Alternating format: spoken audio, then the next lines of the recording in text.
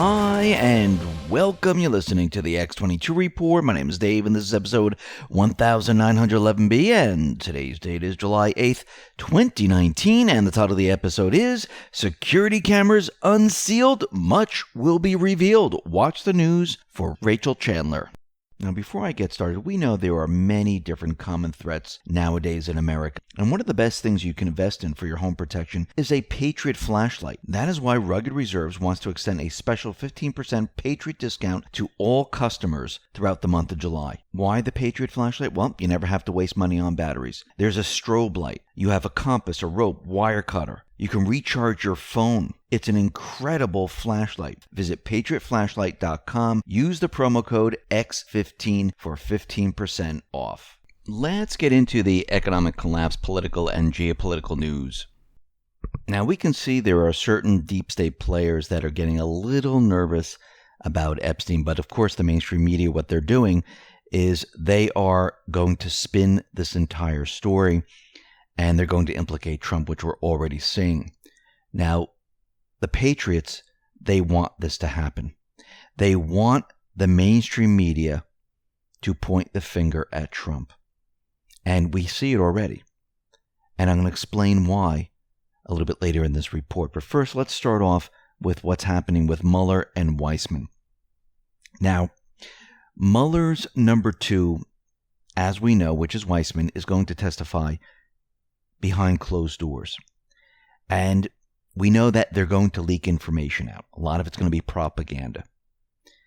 But the one thing that might happen out of all of this might benefit Trump. How? Well, the Patriots will be able to use Andrew Weissman's closed-door testimony to their advantage. If handled properly, he will help unravel the Russia collusion witch hunt and inflict damage on Democrats. Here is why. This is coming out of the Federalist. Only a small segment of society knows Weissman's name, much less the details about his questionable background.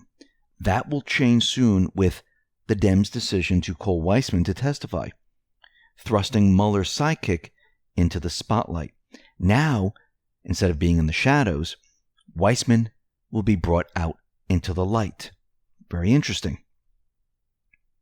Number 1, Weissman emailed Yates upon learning that Yates had refused to fulfill her duty to defend Trump's travel ban and had instructed Department of Justice attorneys to do likewise.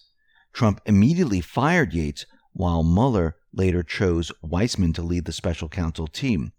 Number 2, we also have Weissman's financial support of the Democratic National Committee and Hillary Clinton through thousands in campaign contributions. The Wall Street Journal also reported that Weissman attended Clinton's 2016 election night party in New York City, further raising the specter of an anti-Trump bias at play. Number 3, then there are questions concerning Weissman's meeting with the Associated Press reporters on April 11, 2017, about Trump's one-time campaign chair, Paul Manafort. The following day, the AP published an explosive exposé detailing Manafort's purported dealings with Ukrainian officials, including approximately $1.2 million in payments recorded in a handwritten ledger in Ukraine, suggesting Weissman had leaked details to the journalist during the April meeting. Weissman's meeting with the AP reporters predated the special counsel investigation, as did Weissman's knowledge of the Steele dossier and author Christopher Steele and Fusion GPS founder Glenn Simpson's meeting with the Department of Justice lawyer Bruce Orr. Yet, many in the media have ignored Weissman's early involvement in the investigation into the Trump campaign, even after Orr's reveal in his congressional testimony that in the fall of 2016, he shared with Weissman's information peddled by Steele and Simpson. This fact suggests Weissman knew that the FBI was using Orr as a conduit for Steele's supposed intel after the FBI had terminated its confidential human source relationship with Steele for lying. Now, when Weissman starts to release information and the propaganda comes out, people are going to be looking at Weissman. They're no longer going to be looking at Mueller. Remember what Weissman has done in the past. Weissman worked on the Enron case. Think about that for a second. And what did he do on the Enron case? Well, he stretched the law until it broke. And in the Enron case, what broke was not just the law, but former accounting standard bearer Arthur Andersen. Arthur Andersen, which had served as Enron's auditors, refused a plea deal maintaining the firm's innocence. Then at trial, Weissman pushed a theory of criminal liability that resulted in the conviction and shuttering of the firm, leaving tens of thousands of employees without jobs. Then, 2 years later, in a unanimous opinion, the Supreme Court overturned the conviction, rejecting the legal theory Weissman had advanced. Against all these negatives, Weissman has nothing. The special counsel report did its utmost to damage the president and failed. Anything Weissman wanted to say was already in the report. So that means that when Weissman testifies, he'll only be able to repeat in private what he likely wrote to the public. Now, of course, they're going to leak propaganda out there, and it's going to seem like, oh my God, they have a whole new, case against Trump. Not so. The Republicans on the House committee can question Weissman on the report and its omissions and misrepresentations, as well as Weissman's bias, past prosecutorial conduct, leaks, and involvement in the origins of the investigation into the Trump campaign. The Patriots can use this against the Dems, against the deep state, against what they're trying to do. And we'll have to see how this all plays out. Now, this is coming out of Judicial Watch and the Gateway Pundit. And Judicial Watch now has uncovered another shocking revelation in the Hillary Clinton email saga. In June of 2019, Judicial Watch posted the interview notes it received from the government between the FBI and Hillary Clinton's attorney, Heather Samuelson. Hidden in the deposition are bits of information that, when compared to information made public to date in the Hillary email case, it makes no sense whatsoever. In the interview, Samuelson states to the FBI's Peter Strzok that she was assigned the duty of reviewing Hillary's emails, and in doing so, Samuelson reviewed the emails on her laptop both at her apartment and in Cheryl Mills' office. Samuelson was assigned the task of obtaining Hillary's emails for her tenure as Obama's Secretary of State. After making a request for Hillary's emails from Platte River Networks, the firm that administered Hillary's personal email system, Samuelson reviewed them and noticed that some of Hillary's emails were missing. And you can see this in the report. Samuelson stated that she believed that Hillary's emails that were missing for the period between January 2009 through March 2009 must have not been backed up. But this makes no sense whatsoever. Classification only works on classification-enabled systems. For example, in a typical agency, when a document is created, it is immediately stamped electronically and visually watermark or text stamp with classification level. From that point forward, when the document is stored on a server sent via email or printed out, it will go through a number of security controls that will prevent certain operations on it. For example, if you are a user with lower level security clearance, you won't be able to see the document name, its metadata content, or be able to print it. In fact, the document won't even show up in any of the searches. This is where her story really begins not to make any sense. There is no way that a backup would be deleted of anyone's emails in the government, especially those of someone at the level of Secretary of State. The classified email systems used by the government are highly sophisticated. These classification systems are fully automated in order to remove the human factor errors from the process. Next, Samuelson makes another shocking remark. She states that after Clinton left her State Department, she started using another domain for her emails, hrcoffice.com. But she states that no old emails were transferred from clintonemail.com domain to the new domain. She also stated that she didn't know how Clinton or her close assistant Huma Abedin obtained her old emails once the new domain was established. We need to remember something very important. The whole purpose of a standalone email server from the get-go was for Hillary to circumvent government email system security controls. So this is not something government workers would actually go ahead and do unless you're trying to circumvent the government email system security controls. Hillary's emails contained classified material because former FBI Director James Comey told us this in his infamous press conference 3 years ago, nearly to the day. But Samuelson stated that she didn't believe that Hillary's emails were classified because they did not have classified markings on them. This is where Samuelson screws up. Samuelson noticed during her review that Hillary's emails were displayed as HROD17@clintonemail.com, but this address was not even created until after Hillary was Secretary of State. You can't send emails from an account that is not created or in place. The only reasonable explanation for this receipt of emails from a domain that was not yet in place is, number one, the source name in the emails had been doctored and updated to an email account not yet in service. Number two, a utility was used to copy the emails in bulk from one account to another, in the process changed some of the fields, including the original email source. Why would Hillary do this? The only explanation that makes sense is that the Hillary team was trying to eliminate or strip out all the classified markings in her emails, and in the process, they stripped out the old email addresses, and since that account didn't exist anymore, their process added the new address. Hillary attempted to change her emails for some reason, and in so doing so, she inadvertently changed her email address. Again, this is all coming down around them. There is no escape from all of this. And as Judicial Watch, the investigations move forward, they're going to find a lot of anomalies that don't make any sense whatsoever.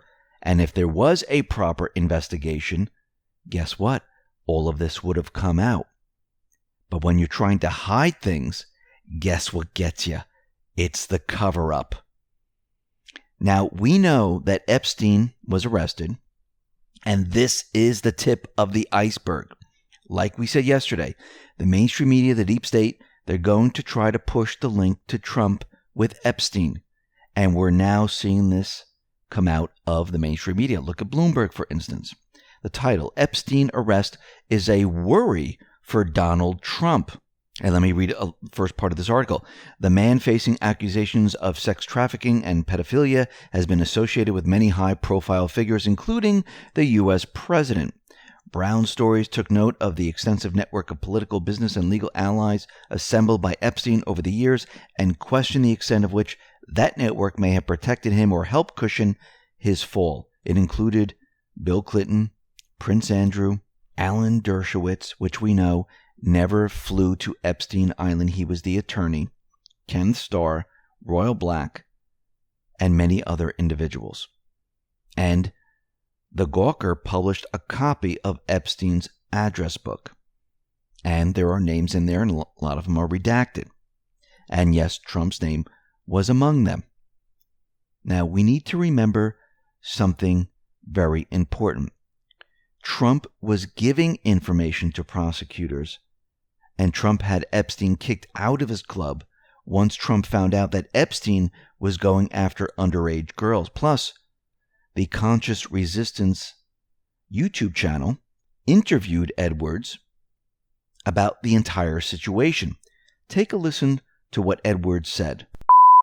President Trump is that he is the only person who, in 2009, when I served a lot of subpoenas on a lot of people, or at least gave notice to some pretty connected people that I wanted to talk to them, he is the only person who picked up the phone and said, "Let's just talk. I'll give you as much time as you want. I'll tell you what you need to know," and was very helpful in the information that he gave, and gave no indication whatsoever that he was involved in anything untoward whatsoever, but had good information that checked out and that helped us, and that we didn't have to take a deposition of him. That was in 2009? That was in 2009.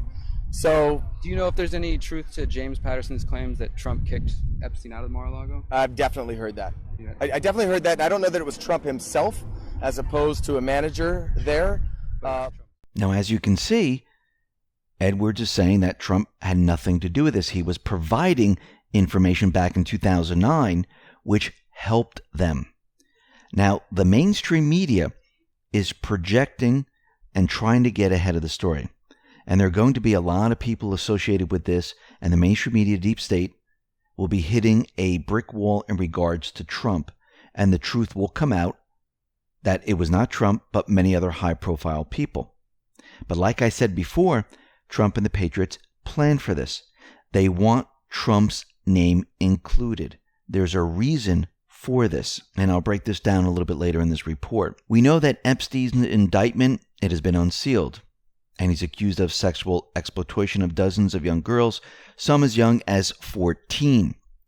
And we also find out that prosecutors, when they stormed and raided his home, they discovered nude photos of underage girls during this raid, and they kicked in his door, and they got this information. Technofog tweeted out the following. Epstein directed Employee 1 to arrange for young victims to meet him at his New York residence.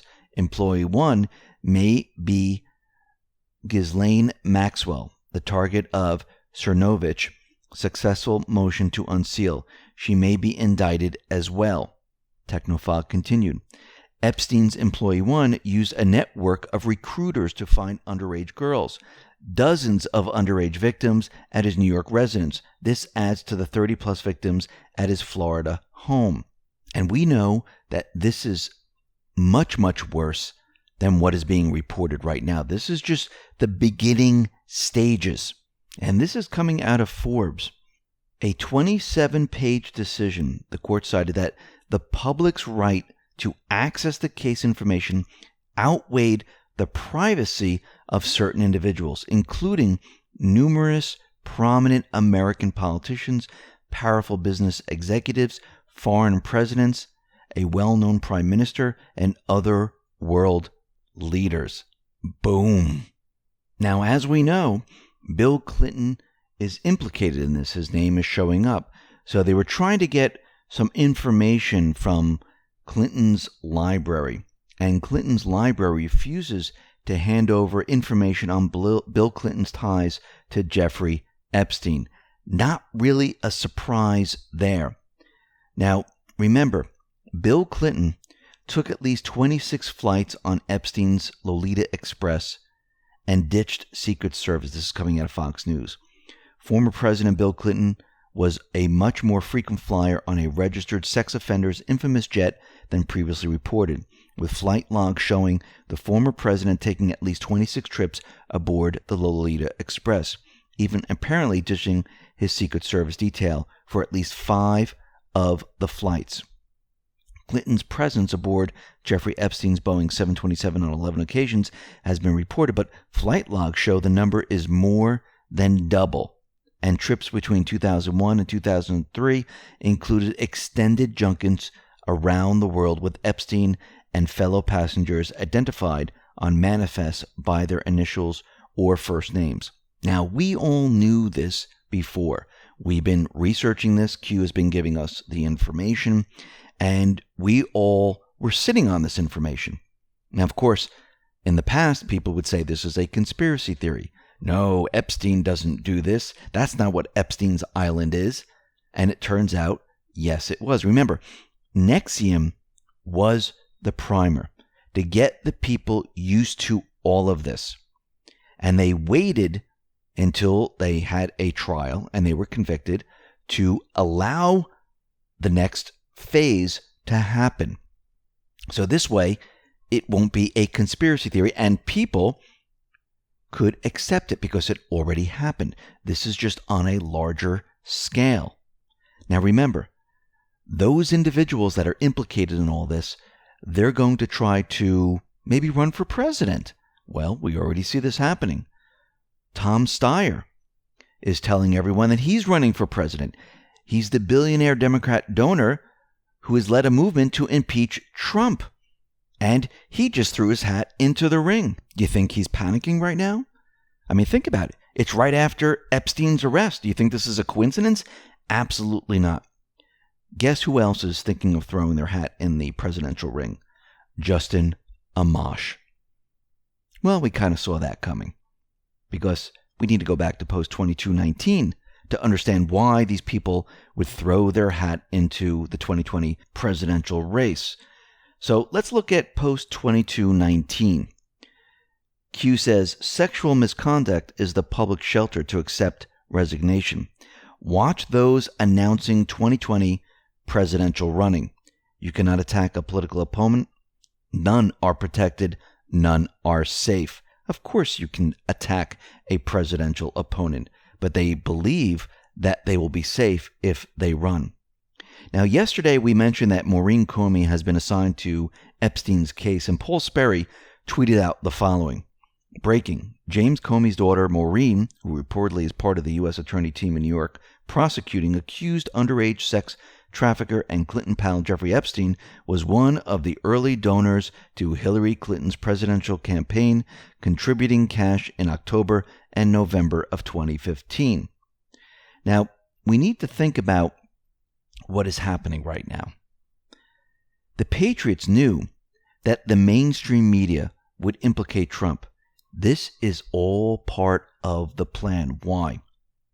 Well, first, NXIVM was in the news. This was the primer to get the people used to sex cults, sex rings, and have very well-known wealthy people be implicated in this. Well, people understand that now. Now, Epstein, many people don't know Epstein. They don't know his backstory. They don't know about Epstein Island. They really don't know much about Epstein.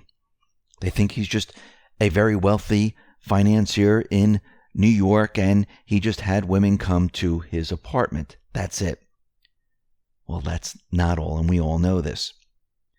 With Trump attached to this story, with the mainstream media pushing that Trump is involved with Epstein, what do you think the mainstream media is going to do right now?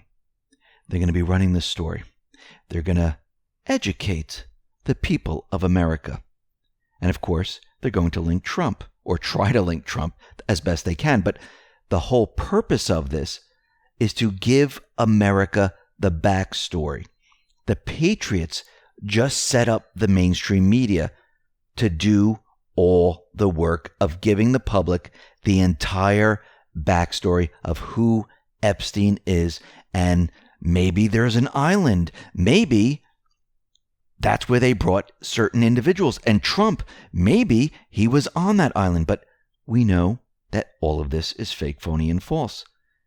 This was to allow the public to learn about Epstein. And guess what will happen? Once everything is all said and done, they will find nothing on Trump. But what did the mainstream media give the public? The entire backstory. The complete setup. Now the public is educated. And now the real players who are involved in all this will be exposed. Do you think Epstein had cameras in each room on the island? Yeah, of course he did. Why would Epstein have cameras? Blackmail, of course, to keep everyone in line. And said, listen, if you mention any of this, you're done for. Who has the footage? The Patriots. Ryan Grimm tweeted out the following. CDs in Epstein's safe labeled young brackets name plus name. That looks an awful lot like they found the blackmail tapes. Very interesting. Remember, Q told us about deep fakes. Q said the mainstream media would be pushing the idea that these videos that are coming out about them or others, they will be deep fakes. Remember, they projected all of this. This is why. Because it's all about to come down around them. And remember, these videos that are going to be coming out, they're not fakes. The Patriots already have proof that they're not fakes. They've already been analyzed. And remember, we told and we reported on how there were professors and certain individuals in universities that were able to detect if it is a deep fake or it isn't a deep fake. And the NSA most likely has the ability to show 100% that it is not a deep fake.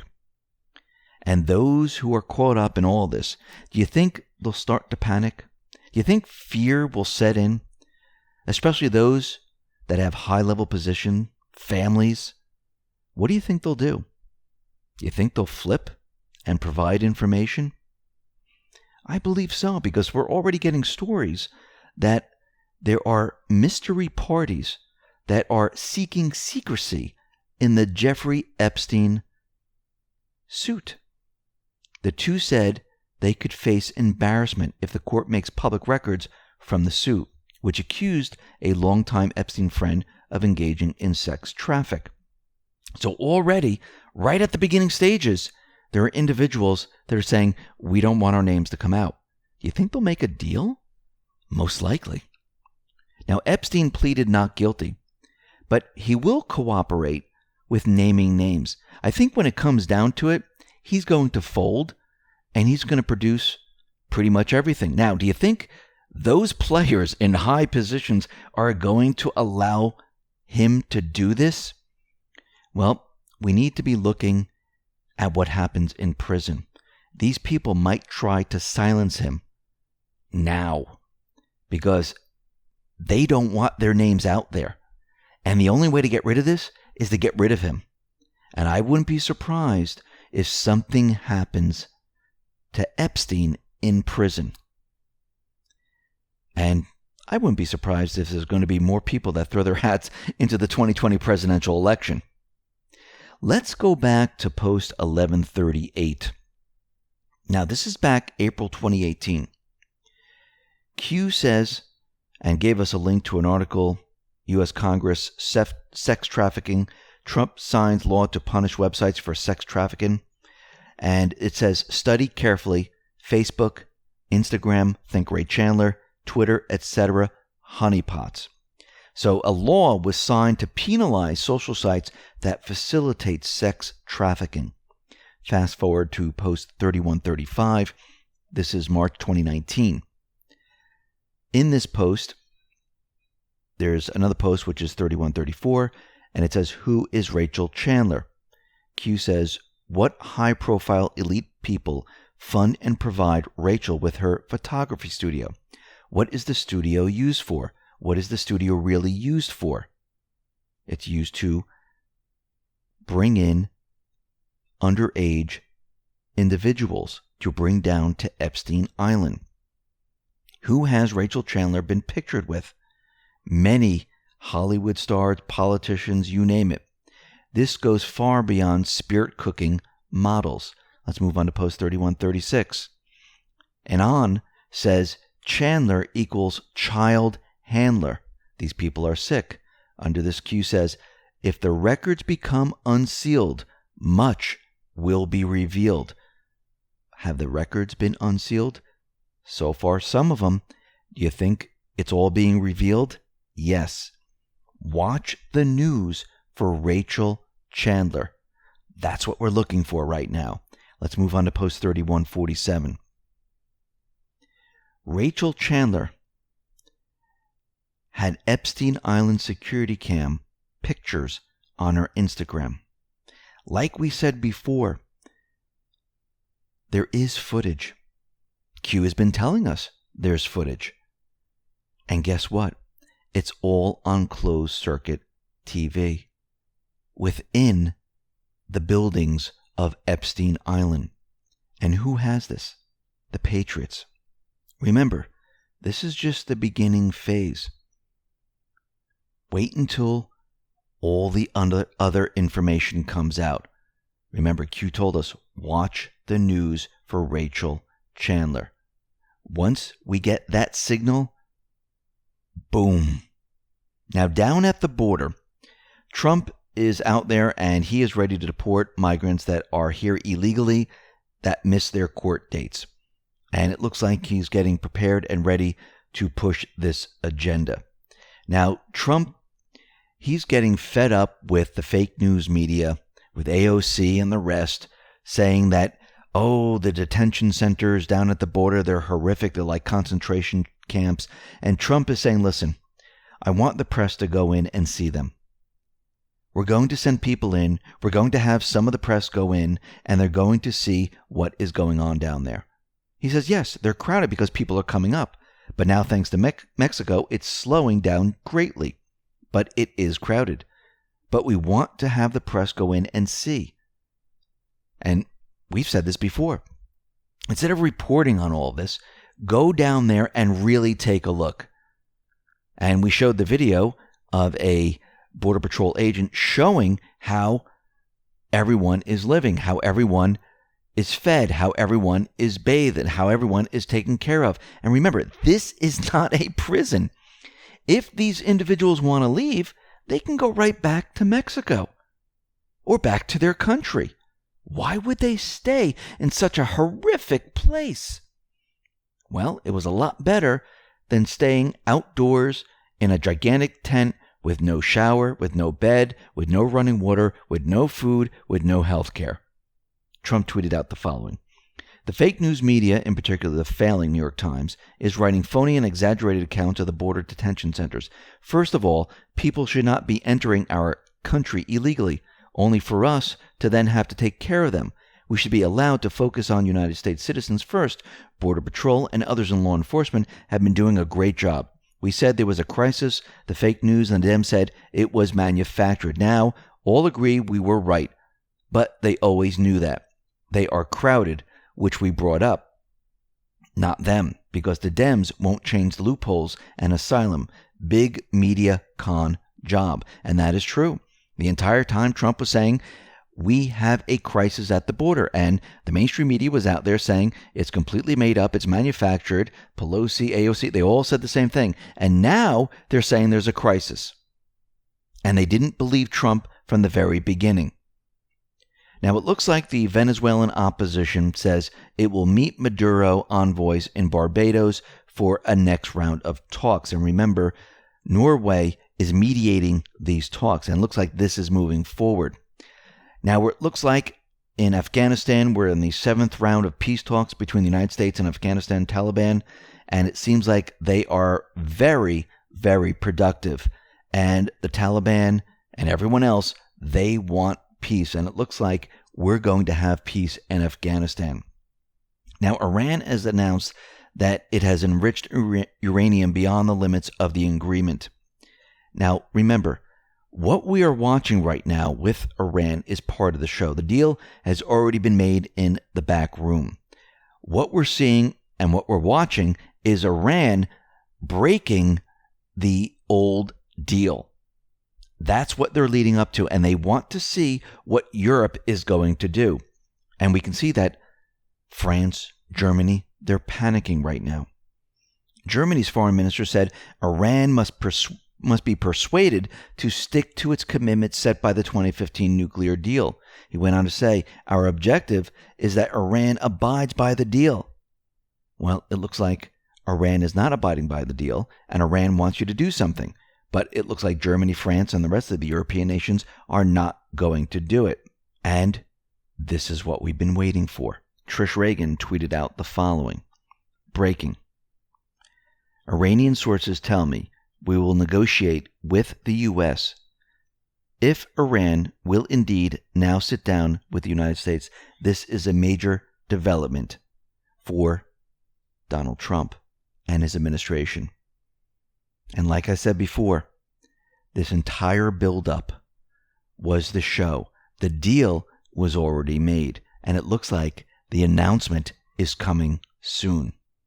So we can see all parts of the plan. It is all coming together right now, from the central bank to the sex trafficking to draining the swamp to the investigations. It is happening. And Miguel Fornia tweeted out the following. Q drop 1746, July 28th, 2018. And this is what the tweet reads. No matter what happens, the media will not push the truth. Have you ever witnessed so many pedochild people go down, those who you trust the most are the most evil. This is not a game. It is all happening now. And it is happening. The entire plan is coming together the way it was supposed to. Listen, everyone, thanks a lot for listening. Be well, be safe, and especially be prepared. Thanks a lot.